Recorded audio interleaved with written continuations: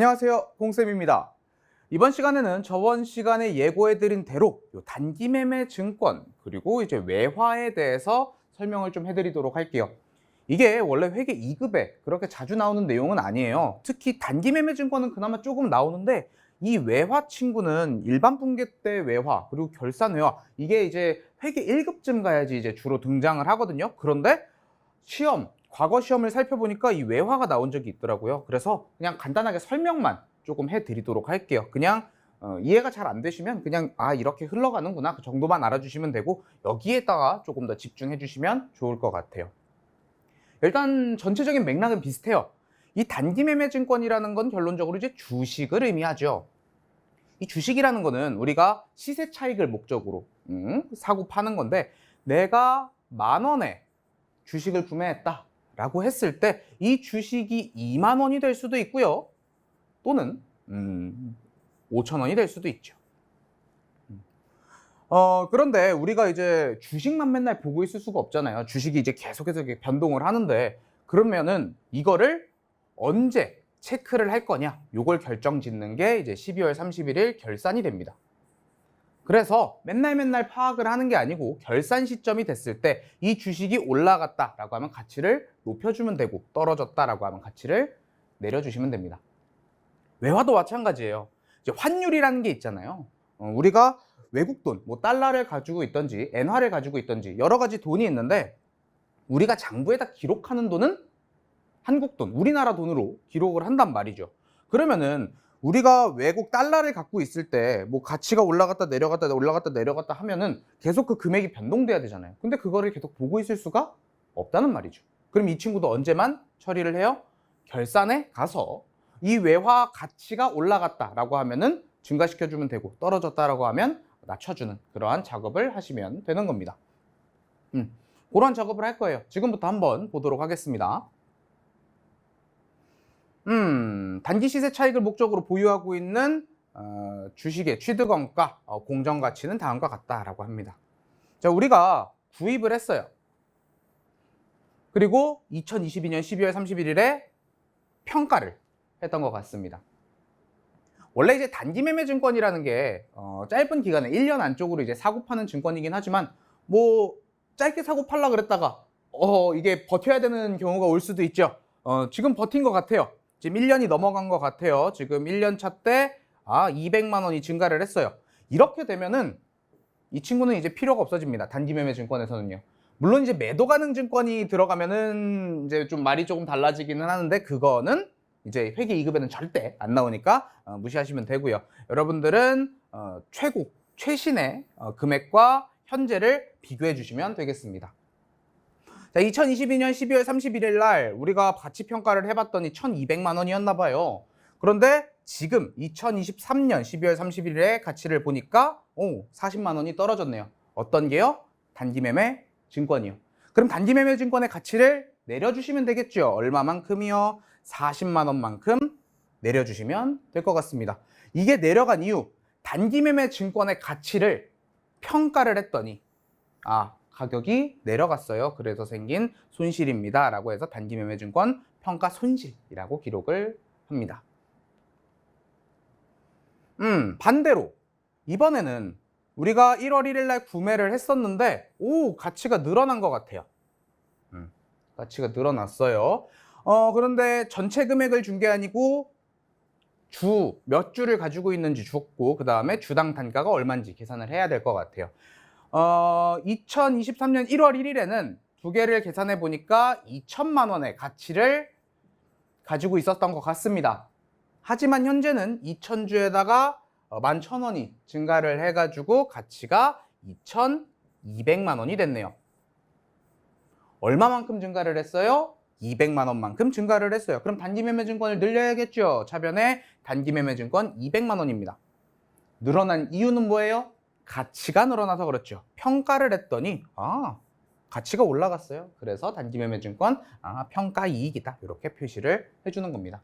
그러니까 가치가 늘어났으면 늘려주면 되고요. 떨어졌으면 떨어뜨려주면 됩니다. 이게 결산이에요. 거의 이 정도로 나와요. 그런데 이제 외화가 나오면은 이제 여러분들이 계산을 해야 되잖아요. 그래서 이게 조금 헷갈리는데 한번 볼게요. 장기 차입금이 있었나 봐요. 차입금. 내가 빌린 돈이 있었는데 1,100만 원으로 기록이 되어 있었습니다. 그런데 환율이 바뀌었어요. 지금 10,000달러를 가지고 있는데 지금 1달러당 1,150원으로 바뀌었습니다. 그럼 가치를 계산을 해봐야겠죠. 계산을 해보니까 1,150만 원으로 가치가 바뀌었어요. 우리가 지금 달러를 갖고 있는데. 그러면은 지금 내가 갚을 돈이 원래 1,100만 원만 갚으면 됐었는데 환율 때문에 갚을 돈이 늘어난 거잖아요. 그럼 일단 빚이 늘어났으니까 장기 차입금을 늘려줘야 돼요. 50만 원만큼. 그래서 장기 차입금이 50만 원 늘어납니다. 이거 늘어난 이유, 환율 때문에 그렇죠. 환율. 외화를 환산했더니 다시 계산을 해봤더니 손실이 생겼습니다. 그래서 외화 환산 손실이라고 합니다. 근데 이게 비슷한 계정 과목이 하나가 더 있어요. 이제 외환차손이라고도 있거든요. 이거는 결산 때 쓰는 게 아니고 일반 분기 때 이제 외화를 뭐 갚거나 아니면은 우리가 외화를 받았을 때 생기는 손실인데 이거는 일반 분기 때 나오는 거예요. 결산 때는 나오지 않아요. 네, 요거로 쓰시면은 안 됩니다. 의미 자체가 달라서. 하나 더 볼까요? 이번에는 환율이 줄은 것 같아요. 이때는 뭐 1대 1250원 뭐 이렇게 됐던 것 같은데 지금은 환율이 떨어졌어요. 그래가지고 지금 계산을 해보니까 1,100만 원이에요.